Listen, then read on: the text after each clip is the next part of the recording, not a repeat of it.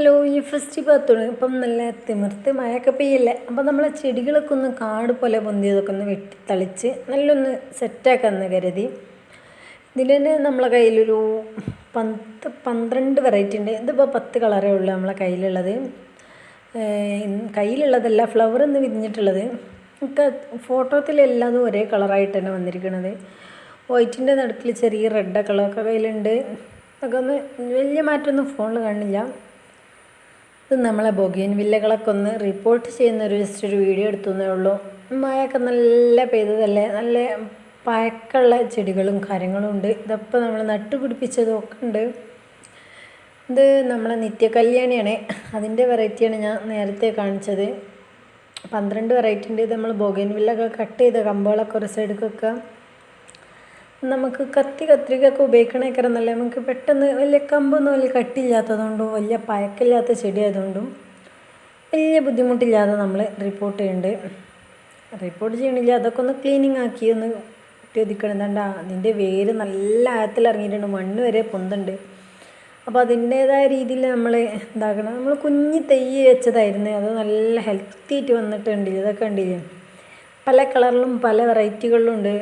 നല്ല അടിപൊളിയായിട്ട് തന്നെ ഫ്ലവറുകളൊക്കെ ഉണ്ട്. എല്ലാ ചട്ടിയിലെ ബൊഗെയിൻവില്ല കാണുന്നില്ല. അപ്പോൾ അതിൻ്റെ ഒരു ഹൈറ്റ് കൂടിയതൊക്കെ നമ്മൾ ഒഴിവാക്കണം എന്നാണ്. കാരണം ഇതിൻ്റെ ബൊഗെയിൻവില്ലേൻ്റെ വളങ്ങളൊക്കെ അതാണ് ഉപയോഗിക്കുന്നത്. ഇതൊരു പർപ്പിൾ കളറാണ്.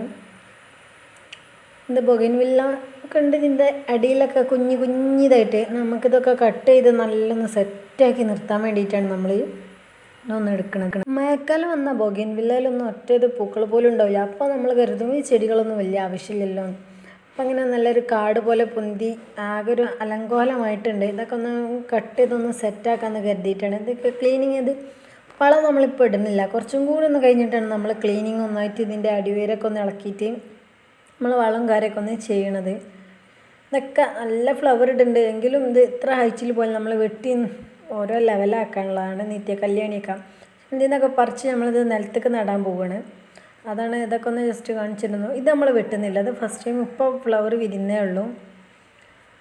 വലിയ പഴക്കമില്ലാത്ത ഇതൊക്കെ 1 വർഷമൊക്കെ പഴക്കമുള്ളൂ. ഇതൊക്കെ യെല്ലോ കളറ് ഉണ്ടായിട്ട് തന്നെയാണ്. ഇതൊക്കെ ഉണ്ടില്ലേ, നമ്മൾ വെട്ടി ഒതുക്കി ലെവലാക്കിയതാണ്. ഇതൊക്കെ നല്ല പഴക്കമുള്ളതുകൊണ്ട് വലിയ പഴക്കമില്ലാത്തതുകൊണ്ട് നമ്മൾ കഴിഞ്ഞ വർഷം നട്ടുപിടിപ്പിച്ചതൊക്കെ ഉണ്ട്. നമ്മളിതിന് വളവും കാര്യമൊക്കെ നമ്മൾ കുറച്ച് കഴിഞ്ഞിട്ടാണ് നമ്മൾ ചെയ്യണത്. മഴയൊക്കെ പോവാൻ കണ്ടിട്ടാണ്. നല്ല ചാണകപ്പൊടിയാണ് നമ്മൾ മെയിനായിട്ട് ഉപയോഗിക്കലുള്ളൂ. അല്ലാതെ കാര്യമായിട്ടൊന്നും ഉപയോഗിക്കലില്ല. കണ്ടില്ലേ എത്രത്തോളം ഉണ്ട്. നമ്മളൊരു ചട്ടിയിലൊക്കെ 2 തൈകളാക്കിയിട്ടാണ് കുത്തിയിരിക്കണത്. ഇതിൽ തന്നെ നമ്മളെ അടുത്ത് എത്ര തൈ ഉണ്ട് ചോദിച്ചാൽ നമ്മളെ കയ്യിൽ ഇപ്പോൾ 20ഓളം തൈകളുണ്ട്. 20ഓളത്തിൽ ഇത് 5 വർഷം പഴക്കമുണ്ട്. അടി കണ്ടാൽ തന്നെ മനസ്സിലാക്കാം.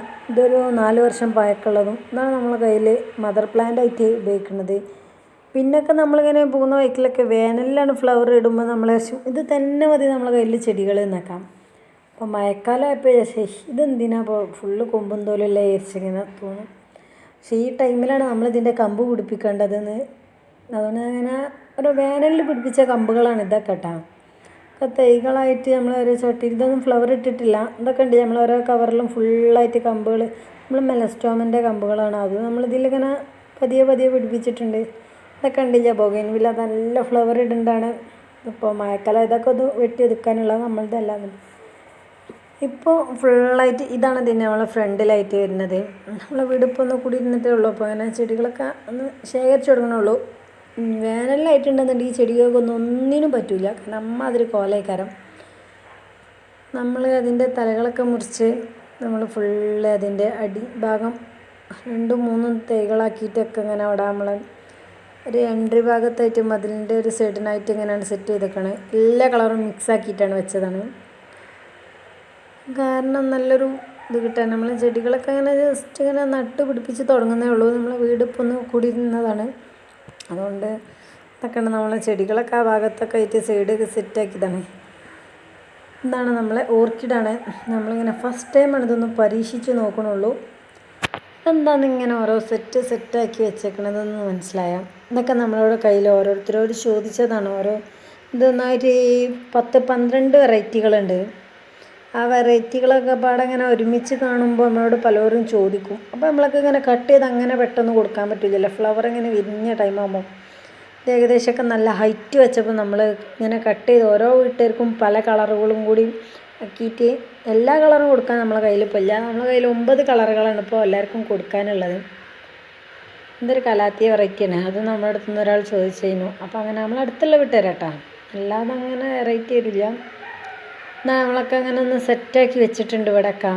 ഇപ്പോൾ വലിയ മഴ കൊള്ളുന്ന ഏരിയ ആണെങ്കിലും വല്ലാതൊന്നും ഒക്കെ ഇനി കുറച്ച് കഴിഞ്ഞിട്ട് നമുക്ക് ചാണകമൊക്കെ മിക്സാക്കിയിട്ട് നല്ലൊരു മഴ കൊള്ളിക്കാനും ഉണ്ട്. അപ്പോൾ നല്ല ഹെൽത്തി ആയിട്ട് വരുള്ളൂ. ഇതിൻ്റെ ഫ്ലവറുകളൊക്കെ ഒന്ന് ഞാൻ ജസ്റ്റ് ഒന്ന് കാണിച്ചു തരാം. പക്ഷേ വേനലാകുമ്പോൾ ഇതൊക്കെ എന്തായിരിക്കും അത്ര ഫ്ലവറുകളായിട്ടാണ് വരലേക്കരം. ഇതൊക്കെ നമ്മളെ കയ്യിൽ വിരിഞ്ഞു പോയ ഫ്ലവറുകളാണ്. കുഞ്ഞു വീഡിയോ ഇഷ്ടപ്പെട്ടാൽ ലൈക്ക് ചെയ്യുക, ഷെയർ ചെയ്യുക, സബ്സ്ക്രൈബ് ചെയ്യുക. ബായ്.